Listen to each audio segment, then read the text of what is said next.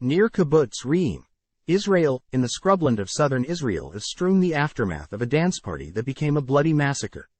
Thousands of people were gathered for the Supernova trance music festival, around 3 miles from the border with the Gaza Strip, when in the early morning hours of October 7, after a night of dancing in the Negev Desert near the Kibbutz Re'im, Hamas gunmen arrived with murder on their minds.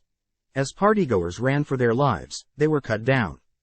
Israeli officials said at least 260 people were killed in the massacre, and others were taken captive to be held as hostages. Time equals 400 ms, greater than young people who had come for celebration were slaughtered. Several days on, mattresses, tents and blankets still remain, along with clothing, food and even toiletries. CBS News spoke to some men who had returned to collect their belongings Thursday. It was hell, they said.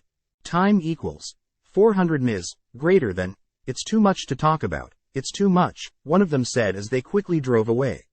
A motorbike belonging to one of the militants also remains, along with the stench of death. The Israeli military also intentionally left the dead body of a militant at the scene of the massacre. Time equals 400 ms, greater than Israeli Defense Forces soldiers remain at the festival site to guard the area in the event of another attack, and to clean up the carnage.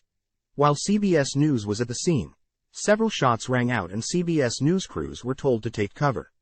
Following several minutes of confusion, soldiers surrounded a man and took him into custody for questioning. There was a person who was arrested, Lieutenant Masha Michelson, an IDF spokesperson, told CBS News. He had a knife. Everything's under control, that's why we have forces here securing us. There are fears that militants could still be hiding inside Israel. There's a high alert there for a reason. 260 people were butchered here less than a week ago, Michelson said. And that's why the forces are here, to make sure that it's safe to come back here. The death toll from the Hamas assault on Israel has crossed the 1,200 mark.